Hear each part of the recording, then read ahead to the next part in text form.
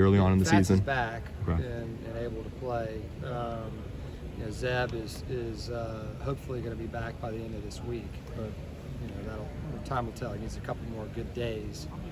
Thursday, and then hopefully he'll get out there Friday for practice. Any lessons learned from McNeese last year, early on in the season, just in terms of going into the year and that McNeese readiness? is really good. That's one thing we learned. They won 30 games. Yeah. Like, they're a pretty good team, and I'm sure they'll be good again. I think just being a little bit better on defense, early in the season, I think has certainly been a goal of ours. Offensively, we feel like we're better at this stage, than we were last year. But just being ready to go, ready to compete, at a high level. I think that's the biggest thing. We're not going to go back and watch film with McNeese. We're going to focus on this year's team and what we've got to do.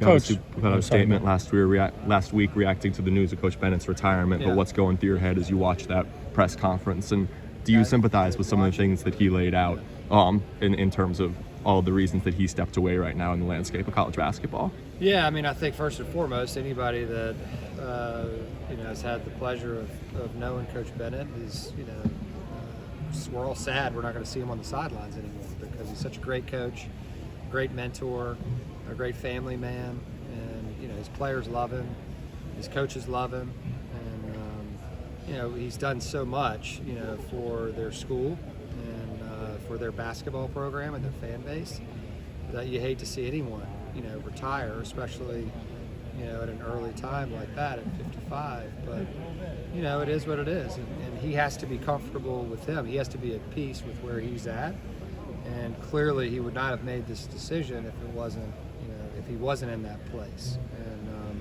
And certainly, I know his coaches have his back, and his players will have his back, too, and they'll begin to move on. It's a part of life. Change is a part of life that we all have to deal with, and this is the next stage. And so all any of us can do is just wish him well, in his next endeavors.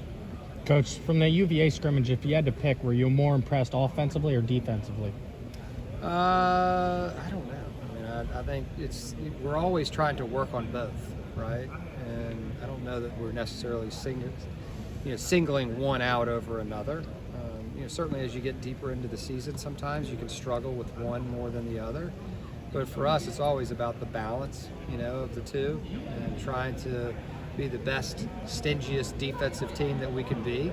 And there's a lot of different ways to do that. Some teams pressure up the court, and steal the ball. Some teams sit back and pack it in and force, contested shots out on the perimeter. And I do think that this team, has some ability to disrupt. So we've got to do that and continue to do that. And then offensively, I do like where we are right now in terms of our willingness to pass with one another, more shooting out there. And so we're excited about where the team is right this second.